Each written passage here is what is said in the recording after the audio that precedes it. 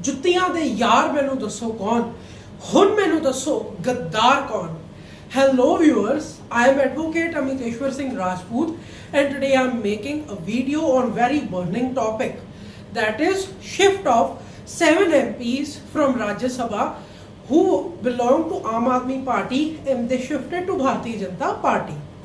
Friends, इन MPs के नाम है राघव चड्ढा, संदीप पाठक, अशोक मित्तल, हरभजन सिंह, स्वाति मालीवाल, विक्रमजीत सानी एंड राजेंद्र गुप्ता। इन लोगों ने आम आदमी पार्टी को छोड़कर भारतीय जनता पार्टी को ज्वाइन किया। राघव चड्ढा चार्टर्ड अकाउंटेंट हैं और फाउंडिंग मेंबर हैं आम आदमी पार्टी के। संदीप पाठक एक IIT फैकल्टी मेंबर रहे हैं। अशोक मित्तल चांसलर है लवली प्रोफेशनल यूनिवर्सिटी के, उसके मालिक हैं। हरभजन सिंह क्रिकेटर है। स्वाति मालीवाल चेयरपर्सन रही है दिल्ली विमेंस कमीशन की।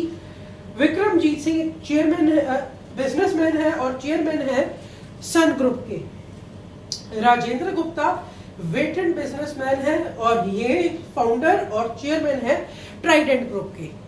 फ्रेंड्स, इन रिनोन्ड नेम्स को 7 के साथ out of 10 Bharatiya Janata party ने अपनी पार्टी में एब्जॉर्ब कर लिया।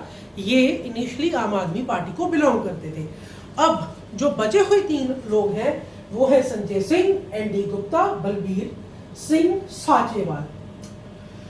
अब गद्दार राघव चड्ढा और बाकियों को इसलिए कहा जा रहा है, द रीजन इज कि यार व्हाट इज डेमोक्रेसी?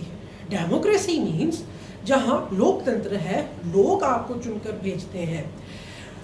राज्यसभा में भी हमारे चुने हुए लोग ही आगे मेंबर्स को चुनते हैं। दैट मीन्स जिस आइडियोलॉजी को हमने सपोर्ट किया उस आइडियोलॉजी को छोड़कर ये लोग एक डिफरेंट, एक अलग पार्टी की आइडियोलॉजी में जाकर मिल जाते हैं। That means we the people की तो कोई मान्यता ही नहीं है हमारे इंडिया में। अब जो पार्टी छोड़ के जाने वाला है वो तो जिम्मेदार है ही, जो इनको अपनी पार्टी में एब्जॉर्ब कर रहा है वो भी लोकतंत्र को खत्म करने में उतना ही जिम्मेदार है।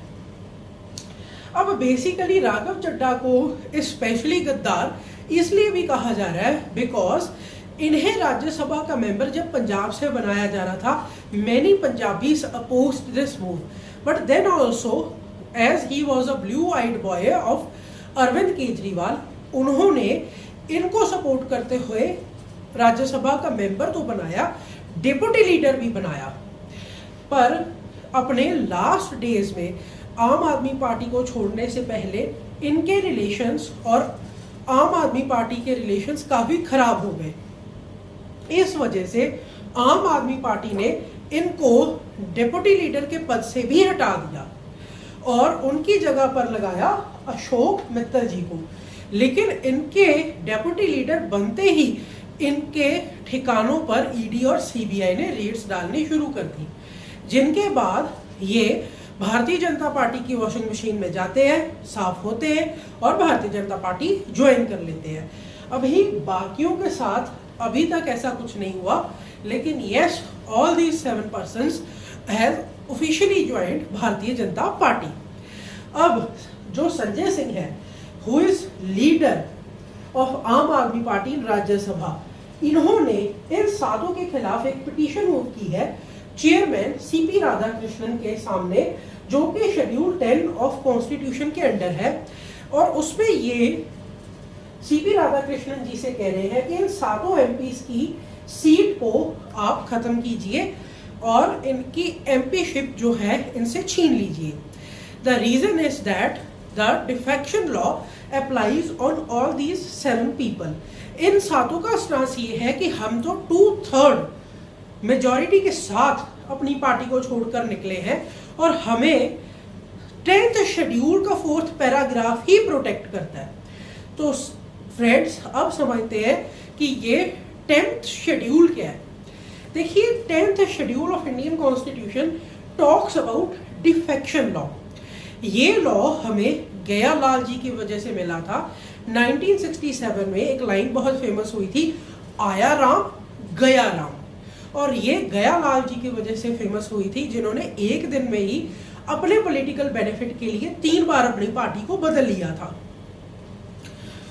उसके बाद 1985 में 52nd अमेंडमेंट के साथ फर्स्ट टाइम डिफेक्शन लॉ हमें देखने के लिए मिला, जो कहता था कि अगर 1/3 लोग भी अपनी पॉलिटिकल पार्टी को छोड़कर दूसरी में मर्ज हो जाते हैं, then also no defection law will apply on them.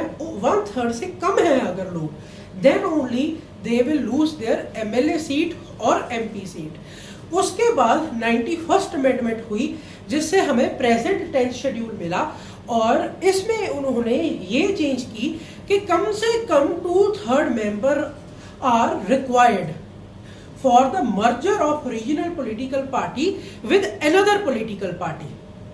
उसके बाद ही अगर मेंबर्स दूसरी पार्टी को ज्वाइन करते हैं, then that merger will be saved from defection law. Otherwise जितने भी एमपीस जा रहे हैं अपनी पार्टी को छोड़कर, दे will lose there seat.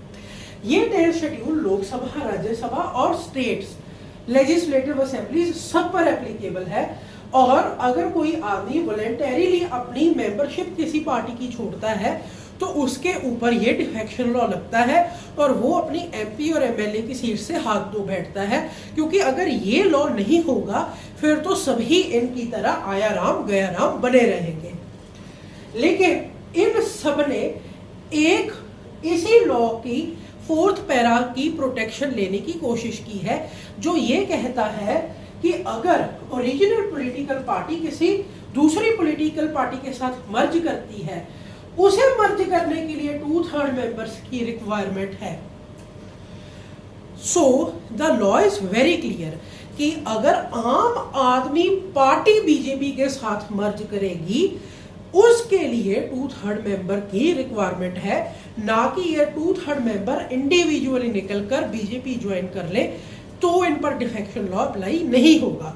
Law is very clear, जो ये बात कहता है कि फर्स्ट पॉलिटिकल पार्टी का मर्जर होगा, उसके बाद इनके मेंबर्स दूसरी पार्टी में जा सकते हैं। और यही सेम चीज संजय सिंह जी ने भी अपनी एप्लीकेशन में कही है कि हमने तो भारतीय जनता पार्टी के साथ कोई मर्जर नहीं किया, तो अगर ये साथ भी हैं, ये 2/3 मेजॉरिटी भी बनाते हैं, then also they can not go in BJP and if they go they will lose their seat। और यही हमारा डिफेक्शन लॉ भी कहता है। लेकिन अभी इस पर सुप्रीम कोर्ट की फाइनल कोई जजमेंट ना होने की वजह से final deciding authority is the chairman. वैसे भी final deciding authority as per constitution 10th schedule para 6 is also the chairman. तो चेयरमैन सीपी राधाकृष्णन ही इस चीज को डिसाइड करेंगे कि क्या वो इस लाइन को इस तरीके से इंटरप्रेट करते हैं कि 2/3 लोग ही अगर पार्टी से अलग होकर आ जाए, then anti defection law will not apply on them, या फिर पहले पार्टी का मर्जर होगा, उसके बाद ही 2/3 लोग जो हैं अगर वो जाते हैं तो डिफेक्शन लॉ उन पर नहीं अप्लाई होगा। So these lines are yet to be interpreted by the courts. So the final interpretation in this case is of the chairman of Rajya Sabha, that is CP Radhakrishnan।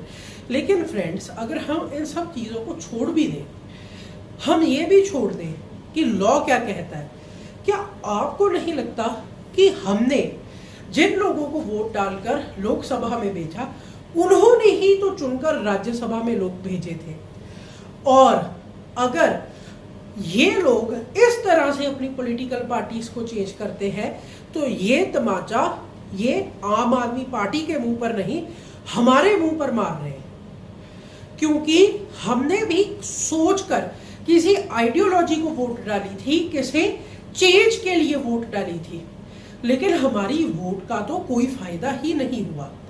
Vote का क्या फायदा डालने का, अगर इसी तरीके से एमपीज अपनी पार्टीज छोड़कर दूसरी पार्टीज में जा सकते हैं। So it is also a need of hour कि अब इस लॉ को चेंज किया जाए, और अगर 2/3 लोग भी अपनी पार्टी छोड़कर जाए तो they should leave their seat. कल तक जो राघव चड्ढा ये कह रहे थे कि बीजेपी अनपढ़ गुंडों की पार्टी है, आज वो अपने सारे सिद्धांत छोड़कर, अपनी सारी बातें छोड़कर भारतीय जनता पार्टी में जाके शामिल हो जाते हैं। तो ऐसे लोगों को गद्दार नहीं कहेंगे तो क्या कहेंगे? आपके क्या व्यूज हैं? क्या आपको लगता है कि ये साथ के साथ लोग गद्दार हैं, ट्रेटर्स हैं पंजाब के, जिन्होंने आपकी वोट की बेइज्जती की है, या फिर आपको ये लगता है कि इन्होंने बिल्कुल ठीक किया, आम आदमी पार्टी में अब वो दम नहीं रहा और अगर ये बीजेपी में जाके शामिल हो भी गए then also they should be protected? What are your views, viewers? Please give your views in the comment section. If you like the content and if you like the knowledge which I am giving to you, please like and share the video and please subscribe the channel. Thank you so much.